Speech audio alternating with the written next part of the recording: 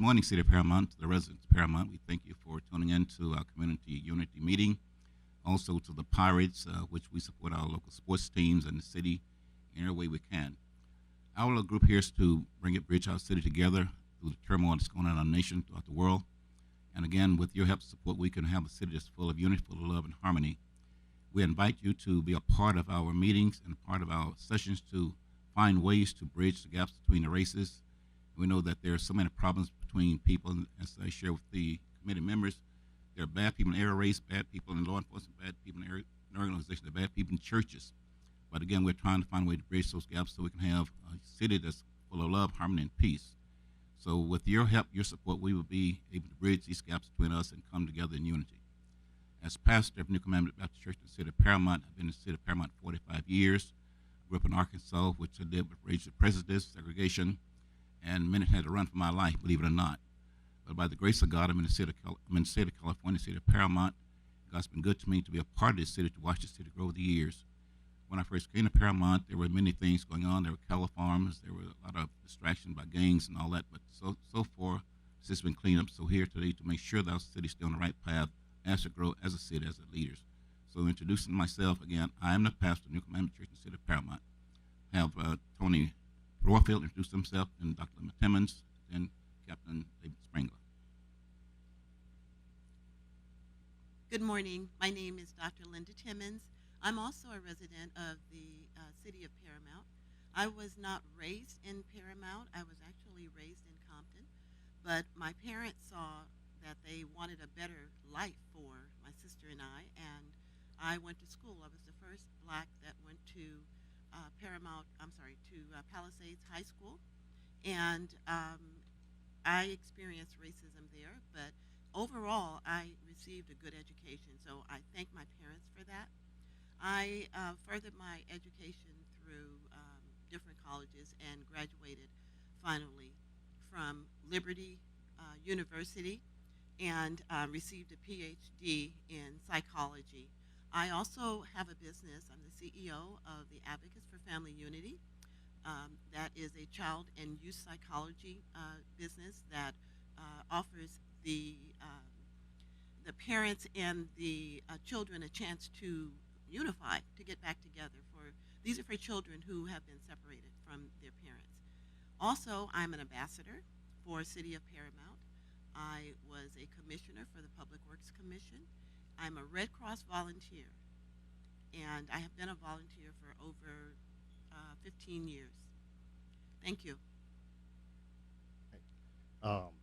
My name is Tony Warfield, and I'm a fairly recent resident here in Paramount. I actually was born, like the pastor, in Helena, Arkansas, and back in these days, 1971, my mother thought it would be a good idea to get us out of there because of some of the challenges, racial challenges, crime, and everything else. And we came to California, and we had a new life here. As I grew up, we were moving from place to place to place, and then I ended up joining the military, which once again, I moved from place to place to place. And so many years later, in all my years, I always tried to find a home. And by the grace of God, I actually found that home here in Paramount. And during my time here in Paramount, I've been embraced by quite a few members of the community, the business community, the social community.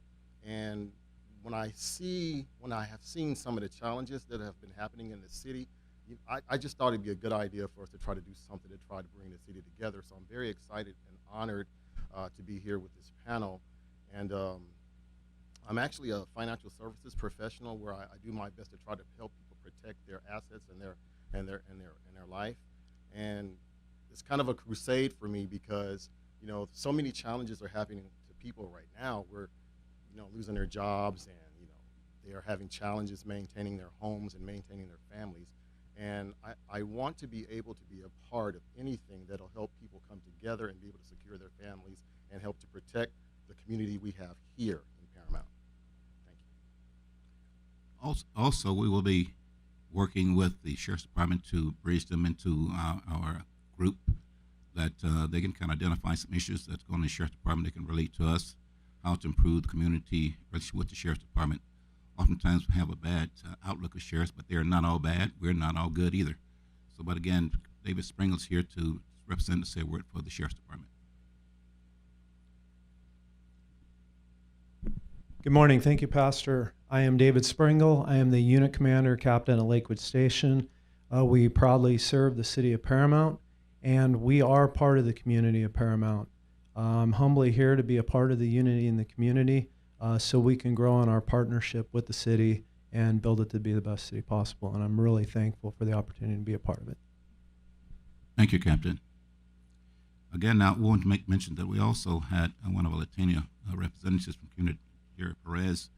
Unfortunately, he was not able to make it here today, but again, prayerfully, next meeting, he will be with us. Also, we're inviting other Spanish ministers to be with us.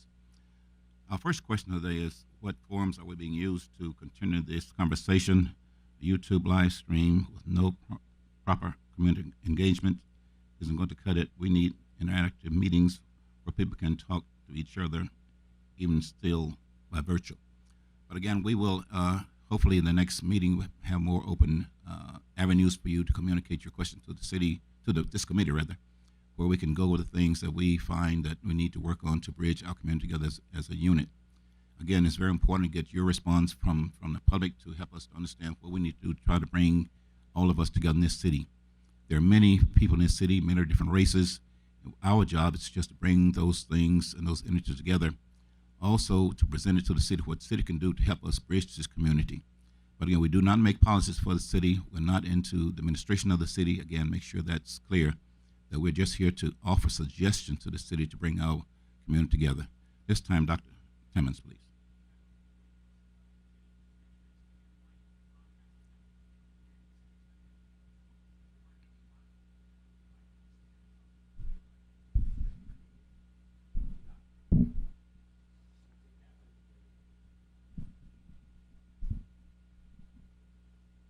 Dr. Timmons. Thank you. The first question that we received from our citizens says, in relation to the systemic racism issue, is this being addressed because it is a real problem in our city? The answer is, I would first say thank you for your question.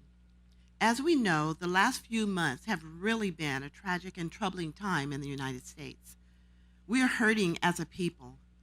George Floyd's murder and the systemic racism that continues to exist in the United States dating back way over 400 years ago has once again reared its ugly head, and it has brought forward and touched all of our minds. Racial injustice is all around us, along with coping with a global pandemic and the loss of businesses, jobs, and some of us have even lost relatives. I know that what is happening around our country and the world right now is not totally indicative of our city of Paramount. But we have our issues here too. And yes, shamefully, racism exists. It exists right here in the city of Paramount. Maybe not in the same way that is profound and exercised in other cities, but yes, we do have a form of racism in our city. However, I'm encouraged by the actions taken by our city leadership. By reestablishing this committee, our city leaders have taken the steps to provide a platform to give the residents of this great city an opportunity to support and listen to each other, no matter what our backgrounds are, no matter what our color is, or where we come from. Now, more than ever, we need to be siding on the side of humanity. We need to stand shoulder to shoulder with each other in support of facing our various situations. There's no questions that we are different in a lot of aspects. We may be different in color, different in religion, different in our beliefs, but please, let's not let our differences define who we are and divide us. Thank you. Thank you, Dr. Timmons. Again, I just want to emphasize the fact that we do have other Latino members come to our committee that unfortunate things happen. They cannot be here today. So at this time, Tony Warfield. All right, thank you, Pastor. Thank you, everybody, for joining us today. The next question is, if unity in a community is meant to be a series of series of serious discussions about systemic racism, why does its mission and values try to circumvent or dismiss conversations about race? Why is there a need to say it's not always about race when these conversations derive from a need to address systemic racism and how it affects Black people in our country? Our mission and values are not intended to they're intended to create a respectful environment allowing for open expression of thoughts regarding race or other topics. Nowhere in the statement does it intend to avoid the topic of race. In fact, that's what we're here for today. The statement, "It's not always about race," does not suggest a contradiction to the racial issue. It speaks to the fact that in many instances, a person or group acting alone and performing unfortunate actions does not represent any particular race. That person or group is just guilty of being bad people. I am sure we can all agree that bad people come in all sizes and shades. That said, we have to be careful not to paint everyone with the same brush. We have to create a more unified look at people, and we must also not let what happens nationally affect how we treat our neighbors. Paramount is not without its challenges, of course, just like Dr. Timmons said, but we hope during this series of discussions that together we can come up with solutions to the challenges that we face in this community, and that requires all of our participation. So, thank you. Thank you, Tony. Again, we apologize for Jerry Perez. We hope to be with us, not here today, but again, he would join us at a later date. Dr. Timmons? The next question that we have, it says, do Latin people face similar challenges as addressed by Black Lives Matter? And that's a great question. In relation to the systemic racism issue, is this only because of the Black Lives Matter movement? Truthfully, no. The answer to your question is actually we are neighbors. We are all feeling the same crunch. If I may, I would like to explain. In 2016, a similar panel entitled Unity in the Community was established, a committee similar to this committee that we have here in the city of Paramount. And that committee was also to review and address a tide of troublesome events that were taking place on a national level at that time. However, I certainly do not wish to diminish the horrific situations that have taken place in our country lately, and by now, most are aware of the brutal and unjustifiable killing of George Floyd, as we spoke of earlier. This incident, along with a series of similar incidents across the country in recent history, sparked a national outcry amongst Black, amongst Hispanics, among whites and others. They all joined together in protest. White and others, some positive and some not so positive. However, this current panel of Unity in the Community is meant to establish a new dialogue and a series of discussions on the issues of racism, police relations, community involvement, and youth engagement. Thank you. Also along those lines, we're willing to establish like a block club or a neighborhood community awareness, where in each section of the city there be someone to represent the city to present your ideas to this committee, so we can kind of address some issues that involved in your area where you live. But again, it's to bridge all of us together. That's the purpose of our meeting. Dr. Timmons. Dr. Timmons, next topic. Okay. The next question says, a council member ended her statement on the Black Lives Matter protest with a very clear all lives matter sentiment. What message does this send to the community? We are all having difficult conversations and discussions trying to find the right ways to support those issues that we know are important to all of us, as well as supporting the strangers that we see suffering, be they Black, white, brown, or any other ethnic group. Truthfully told, we are all created equal and endowed by our Creator. And so all lives do matter in a very real sense. So all of us are created equal. But please let's not forget that several of the men who founded this country under the idea that all of us are created equal were slave owners themselves. Now, what we learn in dialogue is that it isn't that only Black lives matter, nor is it that Black lives matter more than other lives, but Black lives should matter just as any other life matters, and it should matter in all aspects. While all lives should matter, Black lives have been disregarded time and time again.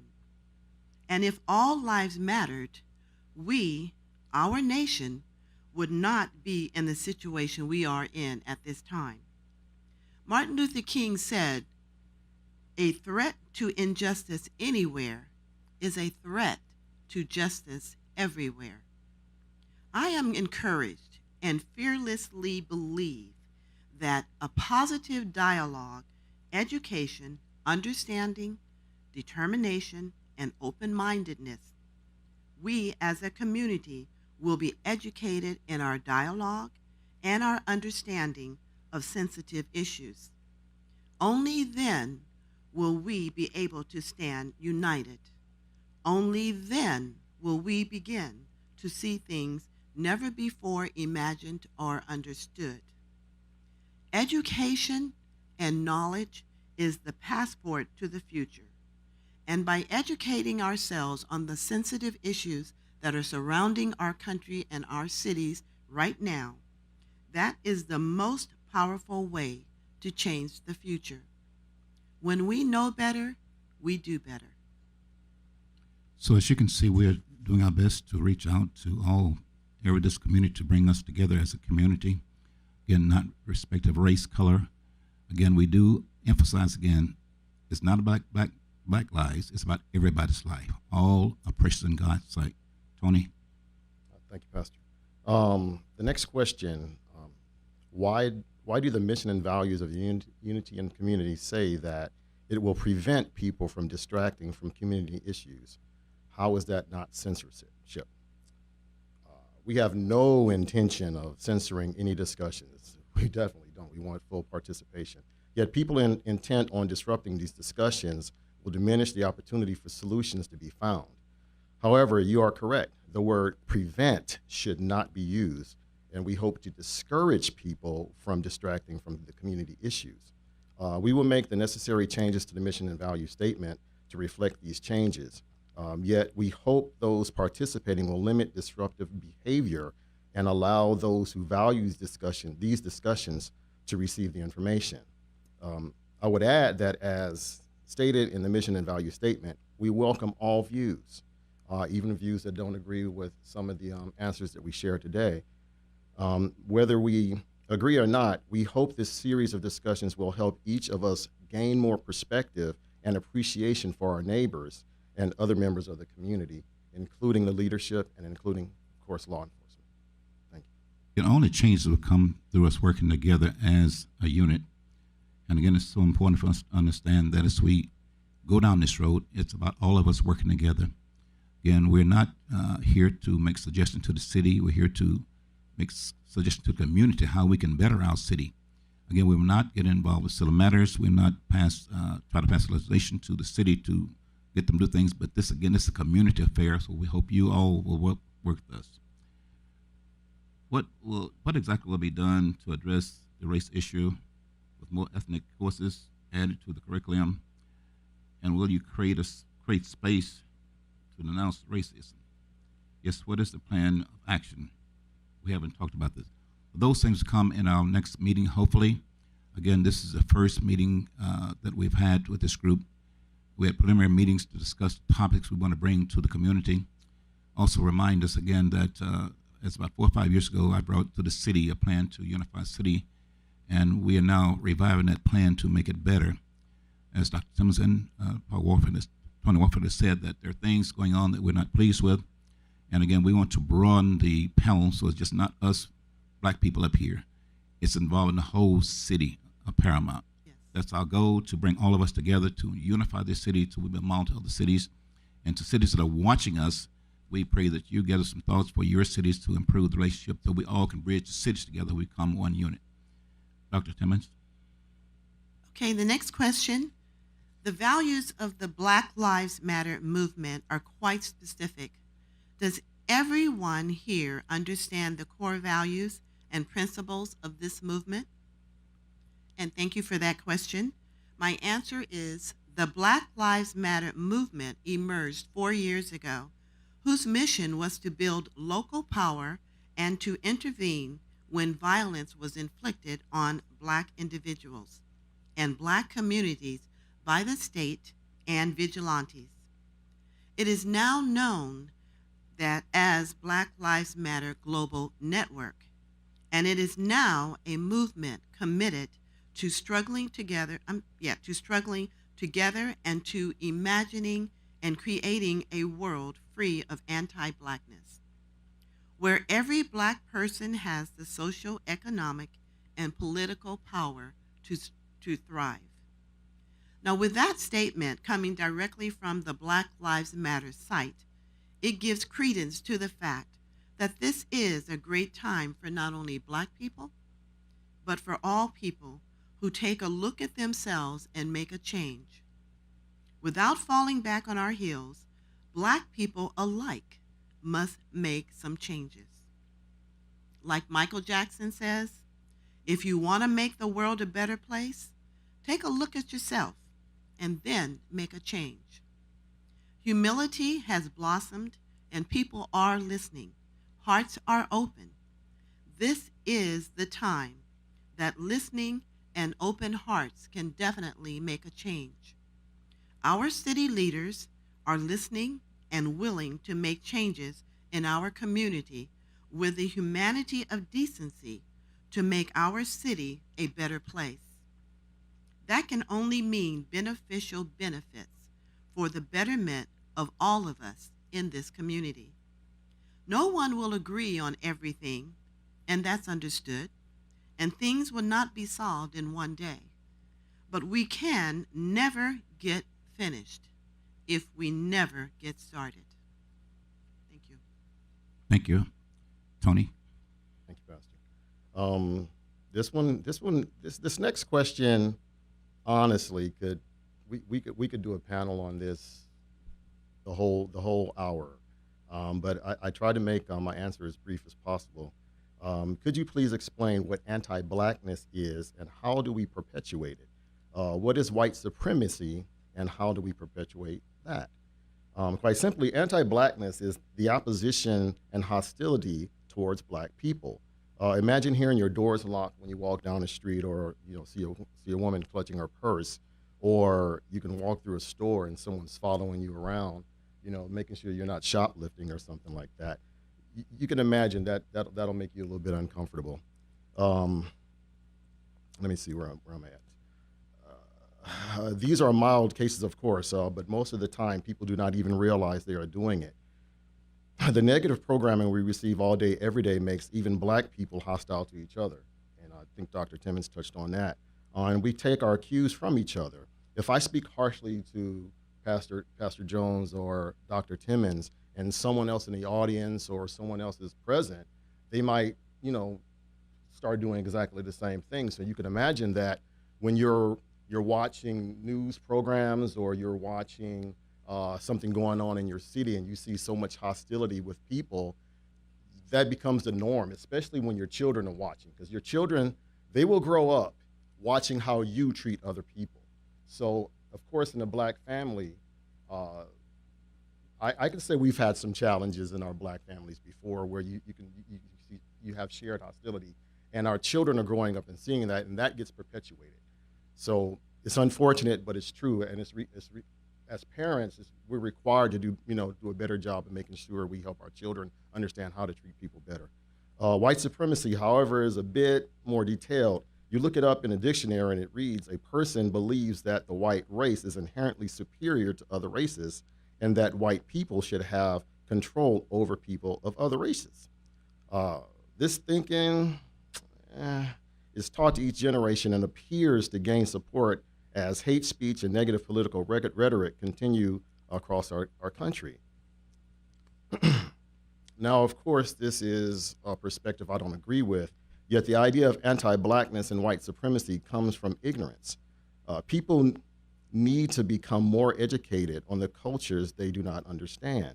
They must also be honest about some of the challenges created within their own communities. Just like I said earlier, you know, we want to, it's unfortunate, but we want to point our finger at what everyone else is doing wrong, everyone else's challenges, and while we're so busy pointing our finger at someone else, we're not realizing and we don't accept some of the challenges that we have in our own communities.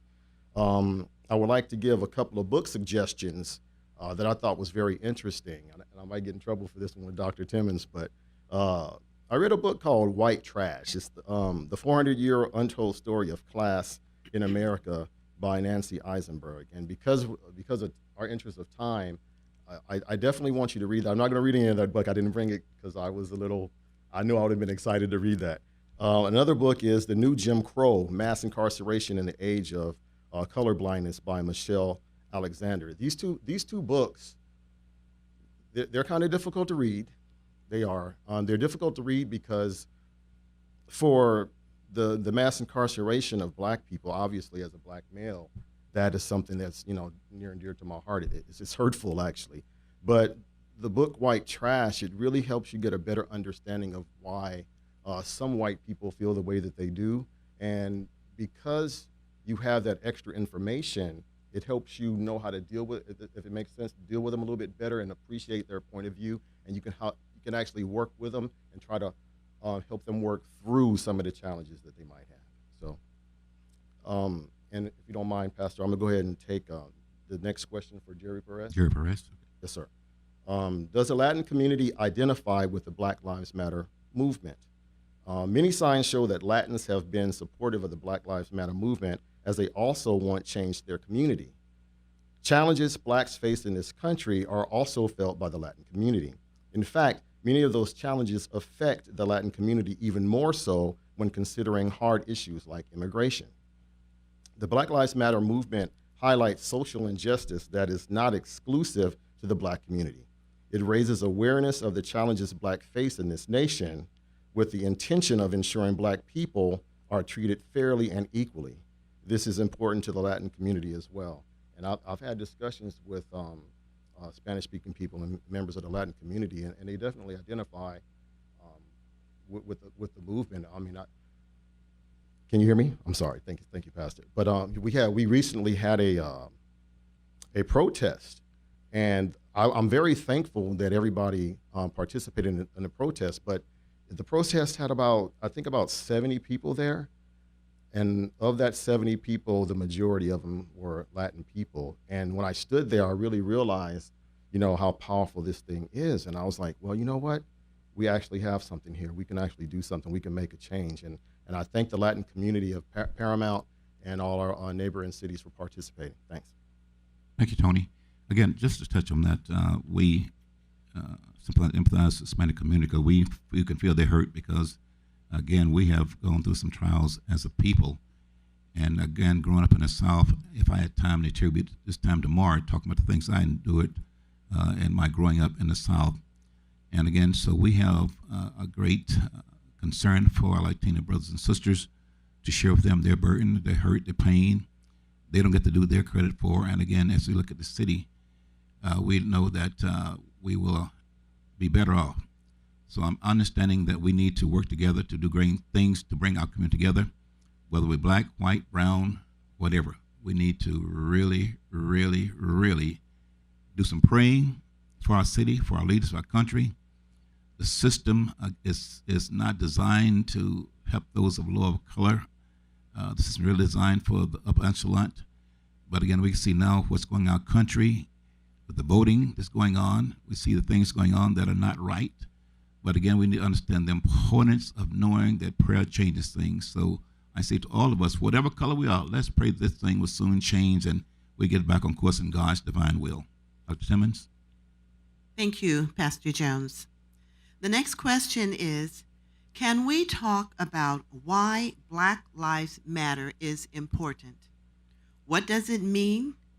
I think it is important to acknowledge that it is an organization but the movement is so much bigger than that. And we cannot tell ourselves that saying Black Lives Matter is complicated or trying to tie it to political issues. And for the citizen that submitted this, thank you very much for your question. And my answer is Black Lives Matter, and is very important in all aspects. I am a Black woman. I know you can see that. So it matters to me. It matters to our committee. Black Lives Matter speaks to the livelihood and the justifiable treatment of all human beings, including people of color. It is a network of connections all over the world, and it advocates against police violence towards Black people, as well as various other unjust policies.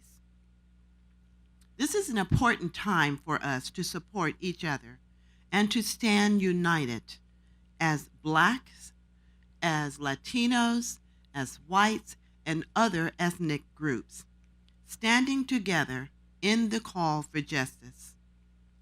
But more than that, if we really talk about the importance of Black Lives Matter movement, we must first take a look at ourselves and talk about our individual involvement and ask ourselves, what are we doing to actively disrupt the inequality in the system? Are we supporting Black businesses? Where are we spending our money? There is power in the penny. Are we investing in businesses that support employment for all people and those that support reform and racial equality? Another important factor, we must teach the young children about our Black history. Our Black history is very important to all of us, just as the history and culture of other ethnic groups. The importance of recognizing that all ethnic groups are important and that we all have a history that we're proud of, some of it that we're not so proud of.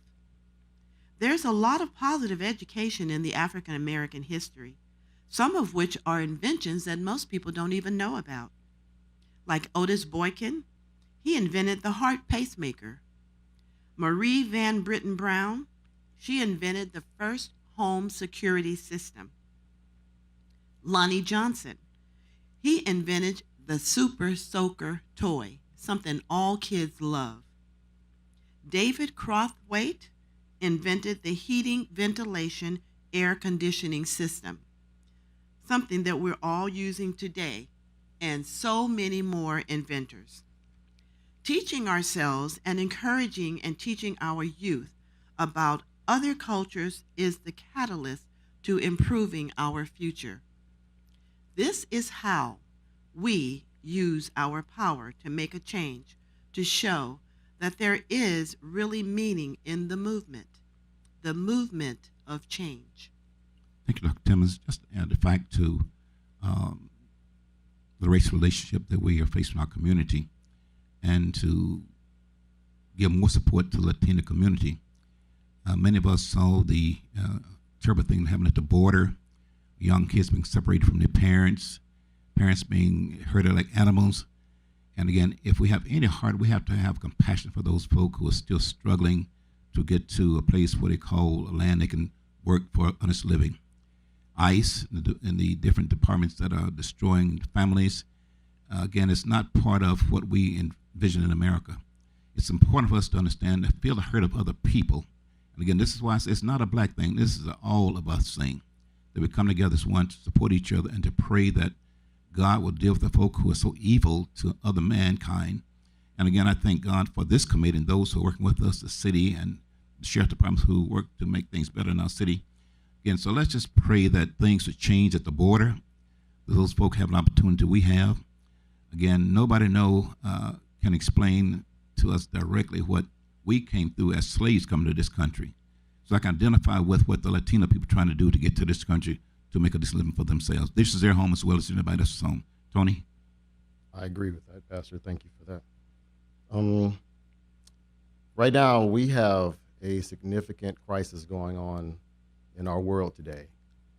With the current pandemic, so many families being disrupted. I myself have lost 6 people so far, and a number of co-workers have all fallen due to this pandemic. And when you think about so many different families that have been affected by this, it's hurtful to see some of the political rhetoric that's out there that kind of distorts people's thinking about why this pandemic is affecting our nation. And one of the questions that we have, are Black and brown people more susceptible to COVID-19 because of their race?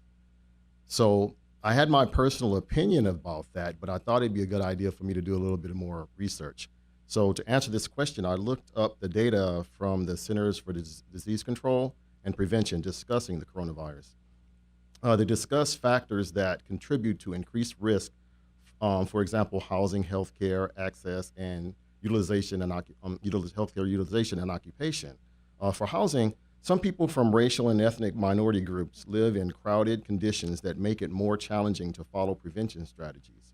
In some cultures, it is common for family members of many generations to live in one household. In addition, growing and disproportionate unemployment rates for some racial and ethnic minority groups during the COVID-19 pandemic may lead to greater risk of eviction and homelessness or sharing of housing. As far as healthcare access and utilization, people from racial and ethnic minority groups are more likely to be uninsured than non-Hispanic whites. Healthcare also can also be limited for those groups by many of other factors, such as the lack of transportation, childcare, or ability to take time off work. Communication and language barriers, cultural differences between patients and providers, and historical and current discrimination in healthcare systems. And for occupation, people from some racial and ethnic minority groups are disproportionately represented in essential work settings, such as healthcare facilities. And let me tell you, those healthcare workers, I have 3 nurses in my family right now, and they go to work every day dedicated, and I'm very thankful for them, but I'm even more thankful that they come home to their families. Farm workers, factory workers, grocery store clerks, and public transportation. Some people who work in these settings have more chances to be exposed to the virus that causes COVID-19 due to several factors, such as close contact with the public or other workers, not being able to work from home, and not having paid sick days.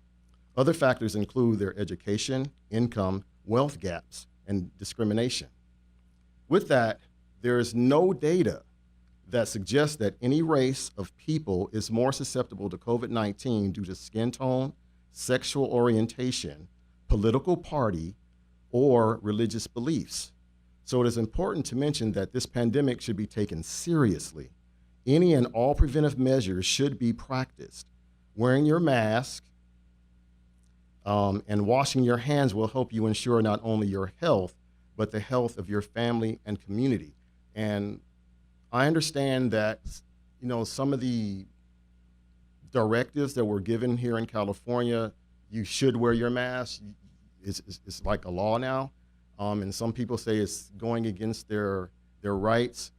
What about everyone else's right to not be infected? So if you can imagine how someone like me feels having just buried another family member, please take whatever measures you can to protect yourself and your family and your community.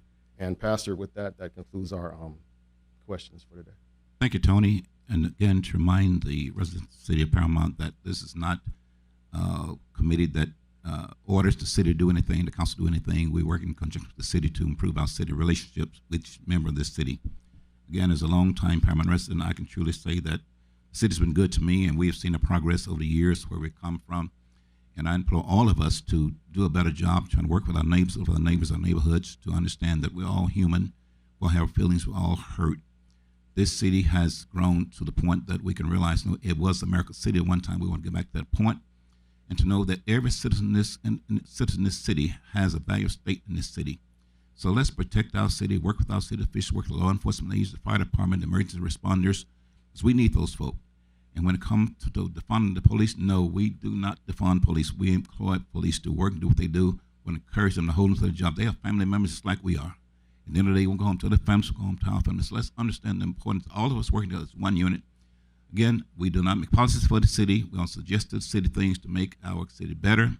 We're not here to gripe with the city, argue with the city about anything. We're just here to improve the community. With that, we'll say thank you for tuning in. Our next session, we hope to have our Hispanic representatives here with us, and we want to broaden this, but don't think it's just a black power thing. It's not a black power thing. We're not raising our fists. It's not a black power thing. This is a community thing for all of us involved. Thank you so much for tuning in. Thank you, everyone.